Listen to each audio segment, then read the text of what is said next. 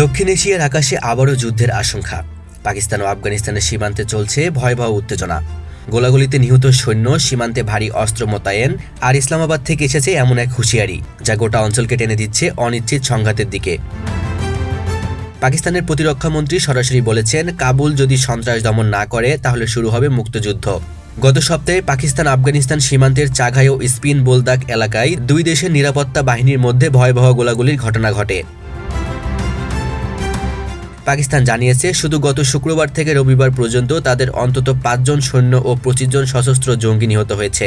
ইসলামাবাদের অভিযোগ, আফগান মাটি ব্যবহার করে টিটিপি এর মতো গোষ্ঠীগুলো পাকিস্তানে হামলা চালাচ্ছে, আর কাবুল প্রশাসন সেই তৎপরতায় চোখ বুজে আছে।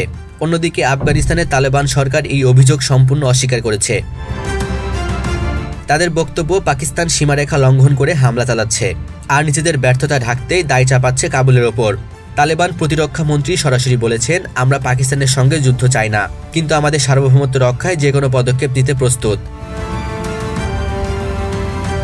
এই দুই দেশের মধ্যে মূল সমস্যার মূলে রয়েছে ঐতিহাসিক ডুরান্ট লাইন, অর্থাৎ 1893 সালের ব্রিটিশ আমলের সেই সীমান্ত রেখা, যা আফগানিস্তান আজও বৈধ বলে মানে না। প্রায় 2600 কিলোমিটার দীর্ঘ এই সীমান্তেই বেশিরভাগ সংঘর্ষের ঘটনা ঘটে আসছে বহু বছর ধরে।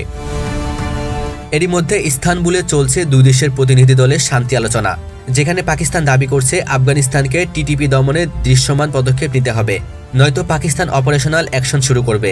প্রতিরক্ষা মন্ত্রী খাজা মোহাম্মদ আসিফ বলেছেন, আমরা যুদ্ধ চাই না, কিন্তু যদি কাবুল সন্ত্রাস বন্ধ না করে তাহলে আমাদের হাতে শুধু একটি পথ খোলা থাকবে, ওপেন ওয়ার, অর্থাৎ মুক্তযুদ্ধ।